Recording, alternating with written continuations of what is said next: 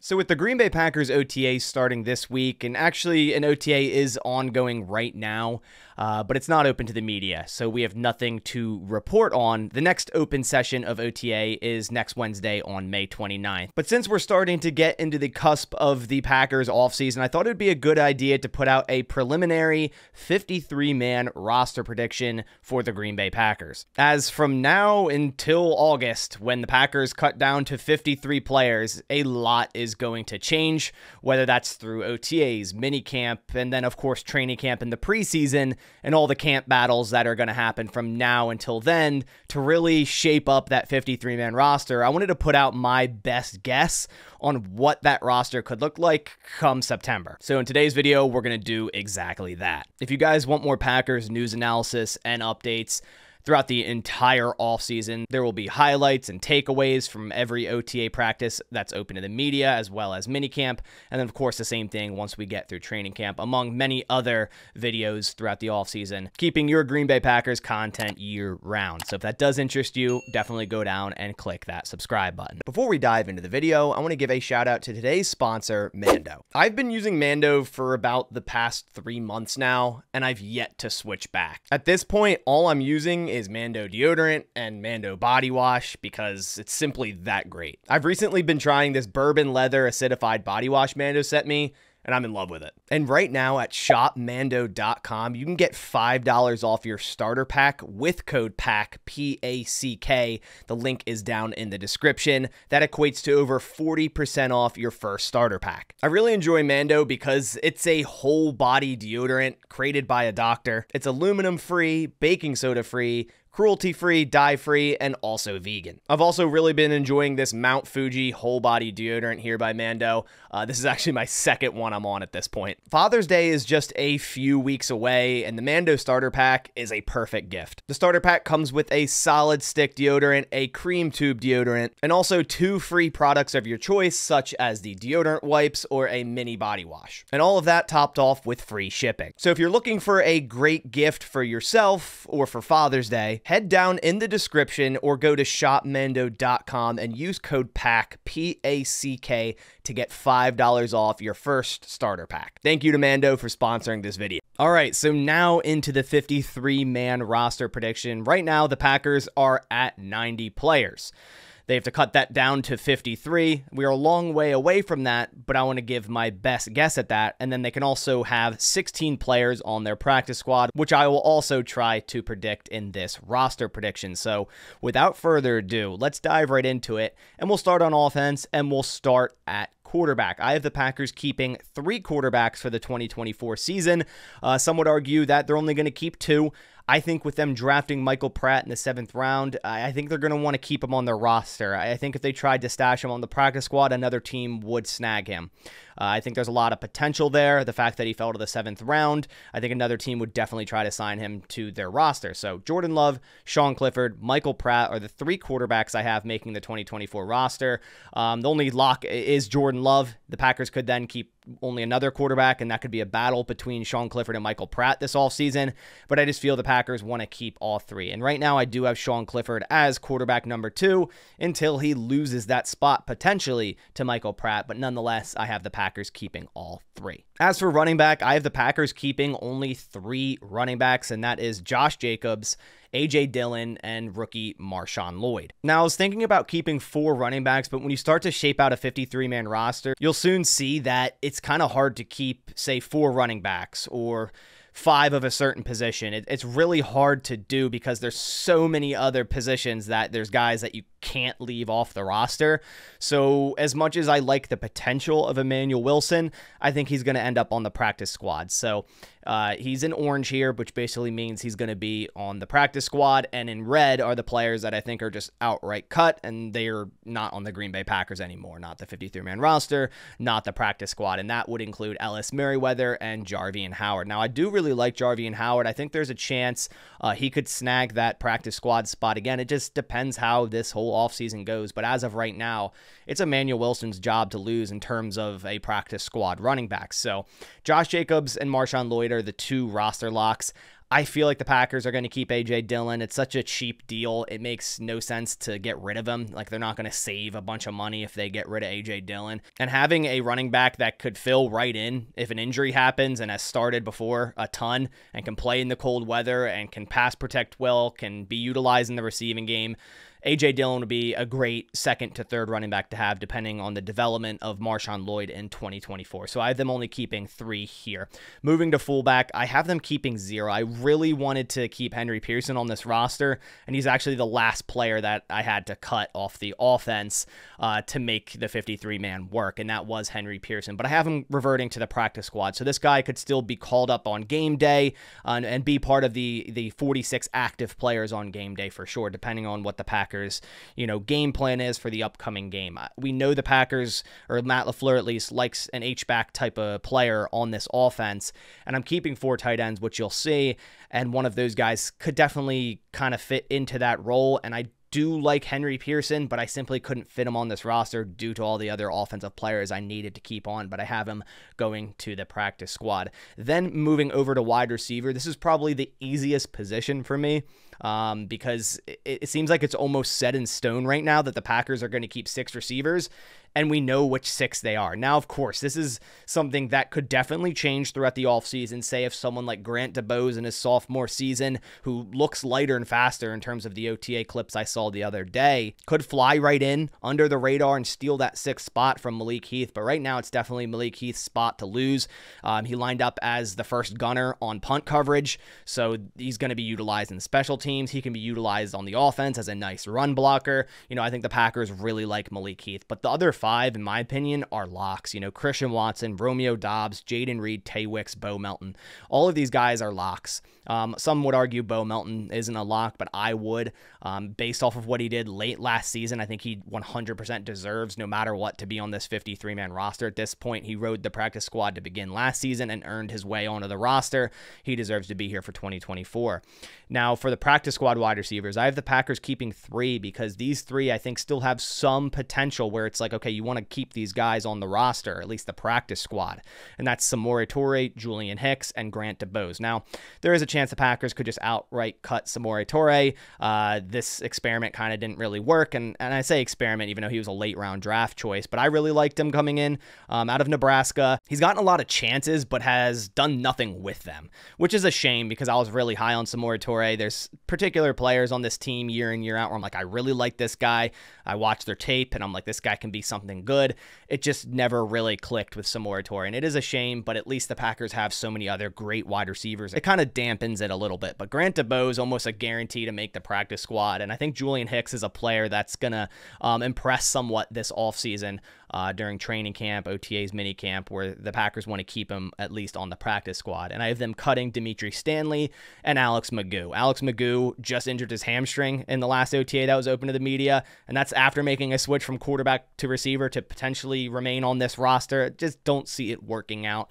And then as for Dimitri Stanley, I like Julian Hicks better. I think he offers more for this Packers offense in terms of a practice squad wide receiver. So I have them keeping 6 and then 3 on the practice squad. Moving over to tight end, I have them keeping 4, and this is a pretty obvious one for me as well. Luke Musgrave, Tucker Kraft, Ben Sims, and Tyler Davis. Now, Tucker Kraft won't be ready until training camp, but that's not really a worry there.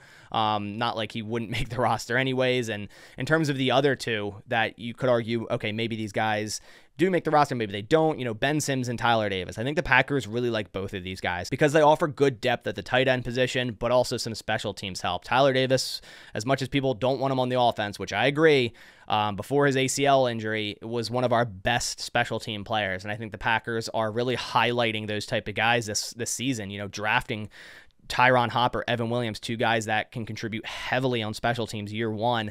The Packers are definitely circling the special teams this offseason, and the fact that they're doing that tells me that Tyler Davis is definitely going to make this roster. And I have them outright cutting Messiah Swinson and Joel Wilson. At first, I had them keeping Messiah Swinson as a practice squad tight end, but then when I had to cut Henry Pearson, I was like, well, that kind of is the same guy, right? Like a H-back type of role tight end, a blocking type of guy, so I'm going to keep Henry Pearson on the practice squad and just cut both of these tight ends with Swinson and Wilson. As for the offensive line, I separated it into offensive tackle, offensive guard, and center. So we'll start with offensive tackle. I have the Packers keeping 4: Zach Tom, Rasheed Walker, Jordan Morgan, and Andre Dillard. The first 3 are roster locks. Andre Dillard started at right tackle in the OTA session the other day because Zach Tom wasn't practicing. So the first one up after Zach Tom was Andre Dillard, which actually shocked me a little bit. But Jordan Morgan did fill in as well at right tackle and left tackle. But, it's early OTAs. The Packers are going to throw in veterans before they do rookies. But it shows that the Packers do like Andre Dillard a lot. And I have them keeping Caleb Jones and Travis Glover on the practice squad. I've been saying this basically in all my draft reviews. I don't see Travis Glover making the 53. Not that he can't be something special in the future, but I think he's a practice squad player year 1. And they have them cutting Luke Tenuta. I know they really liked him last year where, they got him on the IR just to stash him on the roster. But I think at this point, with them drafting Travis Glover and Caleb Jones still in the building, I think those 2 guys would definitely take that practice squad spot over Luke Tenuta. Moving to guard, I have the Packers keeping 3, and that's Elton Jenkins, Sean Ryan, and Donovan Jennings. Jennings being the next undrafted free agent player to make the Green Bay Packers. I feel like there's always one, and I think he easily has the best shot outside of maybe Peter Bowden, the long snapper, who I also have making the roster, to be an undrafted free agent making the roster. And I have him making it over Royce Newman because A, he's much cheaper, and he's probably already better than Royce Newman if we're being completely honest. And I think the Packers can save like $3.3 million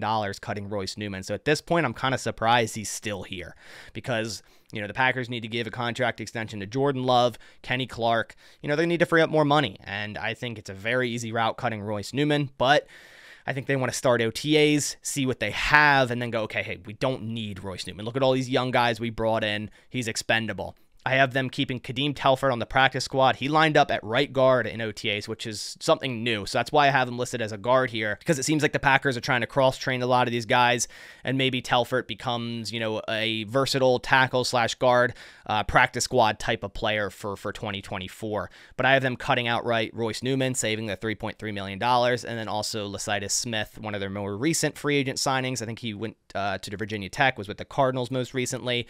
I have them outright cutting him as well. Moving to center, I have them keeping 2, and that's Josh Myers and Jacob Monk. This wasn't too hard to do. Josh Myers, last year of his deal, but still going to remain on the Packers and probably start most of, if not all, the season. But Jacob Monk, man, he's the future at center for the Green Bay Packers, in my opinion, or right guard, wherever he could fit in earliest. And he already lined up as center number 2 in OTA, so clearly the Packers already see the kind of the groundwork of Jacob Monk becoming a future starter for the Packers on the offensive line. I really like the class they brought in this year for the offensive line with Jordan Morgan, Jacob Monk, Travis Glover, and even someone like Donovan Jennings, an undrafted free agent. So that does it for the offense. That's total of 25 players. I usually like to keep it kind of even. 25 on offense, 25 on defense, 3 on special teams. Now moving over to the defense, and for the first time ever, it's very easy to categorize. We have defensive end, defensive tackle, linebacker, cornerback, safety in terms of a 53-man roster, right? When I do my depth chart, I have all the different positions. But in terms of a basic roster, that's how it's categorized. It's so much easier now than seeing linebacker, but that player's an edge, but in the same class as an inside linebacker because they're both listed as linebackers. It's just so much easier now. A 4-3 just makes it so much easier. So for defensive end, I have them keeping 4, and this is mainly because of the great news we got a couple weeks ago, but more so a couple days ago when we saw JJ Enagbare practicing in full at the start of OTAs when we thought this guy had a torn ACL a couple months ago. So that makes it more comfortable for me to go, okay, keep those 4 guys and put Brenton Cox to the practice squad. If Enagbare wasn't healthy right now, I'd say, yeah, they got to keep Brenton Cox on the 53-man roster. But they don't have to, because Rashawn Gary, Preston Smith, Lucas Van Ness, JJ Enagbare, that's a good 4 to have. Not to mention you have guys like Carl Brooks, Colby Wooden, who, could get on the edge and rush the passer if you really need them to. So I have the practice squad players as Brenton Cox Jr., Keyshawn Banks, and then, of course, international player Kenneth Odumegwu, I believe doesn't count towards the 53-man roster, but you can still have him on the roster, I believe. So he's another guy that, If you need another guy, he's there. And then I have them outright cutting Aaron Mosby and Deslin Alexander. Moving over to defensive tackle, I have them keeping 5. Just like wide receiver, this one's very easy for me. And defensive tackle's been very easy to predict the past couple of years because they just have such a solid core where you look at every single one of those 5 and you go, yeah, they're making the roster. And then after the 5, it's like, yeah, you don't really need them on the roster, right? Kenny Clark, Devontae Wyatt, TJ Slayton, Carl Brooks, Colby Wooden. They are all roster locks. Like, without a doubt, they are all roster locks. You could argue that the Packers maybe keep 6 defensive tackles and keep Jonathan Ford to have another, run stuffing type of defensive tackle like a TJ Slayton, but I don't think they need to. Lucas Van Ness shows versatility. He could kick inside if you really need him to. So I have Jonathan Ford going back to the practice squad with James Esther. I think James Esther is going to impress during these offseason camps. I do like him a lot, and I think he could definitely become a practice squad defensive tackle with Jonathan Ford or be the only defensive tackle on the practice squad. And then I have them cutting outright Spencer Weege here, who they just signed recently. As for linebacker, I have them keeping 5. This is another one that's pretty simple for me. It's Quay Walker, Edgerrin Cooper, Isaiah McDuffie, Eric Wilson, and Tyron Hopper. Right, the first 3 pretty much locks. I would say even Eric Wilson is, just because, they brought him back as an unrestricted free agent this offseason. Again, they're circling special teams, and he is our best special teamer. Eric Wilson, man, just an excellent special teamer, can fill in on defense if you need him to. Just all around a great player, in my opinion, a great back end type of roster player, but does so much at the same time. And then, of course, I have them keeping Tyron Hopper, right? A 3rd-round pick, like, no shot.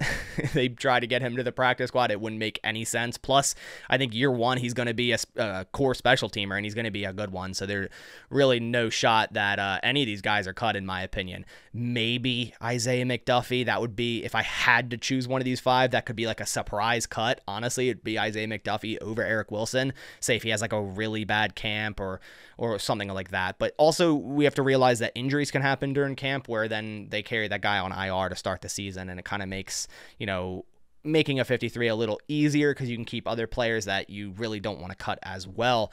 And then I have them keeping Christian Young on the practice squad and outright cutting Christian Welch and Raylan Goforth. As for the cornerback position, I have them keeping 6. Now, I was kind of switching up here. I was like, do I have them keeping 5 or do I have them keeping 6? If I were to do 5, am I really going to cut Corey Ballantyne? I think the Packers really like Corey Ballantyne. He filled in when needed to last year and did a good job, in my opinion. He offers excellent depth. He offers a special teamer. He back in the day on his other teams, I think the Jets and the Giants, he also returned kicks. So, like, he could do that in a pinch, say if Keyshawn Nixon is hurt or something of that sort. So, for me, it's easy for the Packers to keep 6 corners.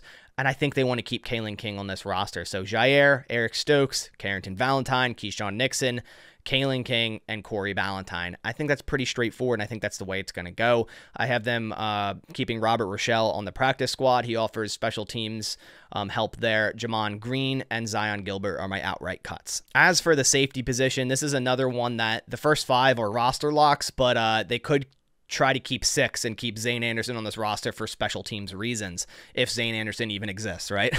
So I have them keeping 5 with Xavier McKinney, Javon Bullard, Anthony Johnson Jr., Evan Williams, and Katan Oladapo. Now, Katan Oladapo has a broken toe right now, but I don't think that halts him from training camp and maybe starts the year on IR. I don't think that's going to happen unless, he doesn't progress well with the broken toe, but I highly doubt that. So the first 5 here are easy. And man, this safety room is shaping up to be something great. I like it so much better, like way more than last year at this moment when I was looking at our safety room. Last offseason, like, this is so much better. I'm so excited for the safety room. They have so much talent, so much versatility, guys that can get downhill and hit, guys that can snag the ball out of there as ball hawks, man. They have so much talent. I'm so excited for Xavier McKinney, Javon Bull, all these guys. Honestly, all of them.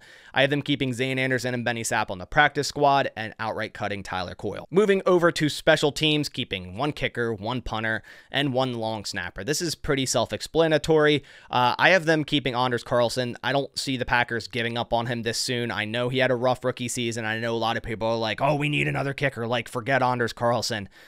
I understand. Mason Crosby had a rough rookie season as well, and I'm not saying that's going to be the case with Anders, that he turns into the next Mason Crosby, but you can't give up on players that soon when he does show raw talent, like raw kicking talent, And a lot of it can be attributed to the poor snapping last year of Matt Orzech. If you watch a lot of the missed field goals, man, those are not clean snaps.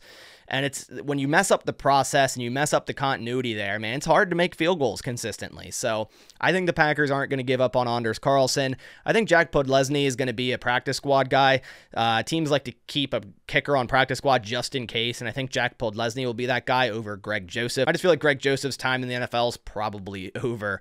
For punter, Daniel Whelan, he's the only one on the roster, and is going to be the punter for 2024, and he's been great so far in OTAs, and I think he'll be a great punter in 2024. Long snapper, I have Peter Bowden winning that job over Matt Orzech, and it's probably not going to be a hard thing for him to do. Matt Orzech, I had high hopes for last year. He was our free agent they brought in. He was decent on the Rams, and it was like, okay, we finally are getting a competent long snapper. No, we weren't.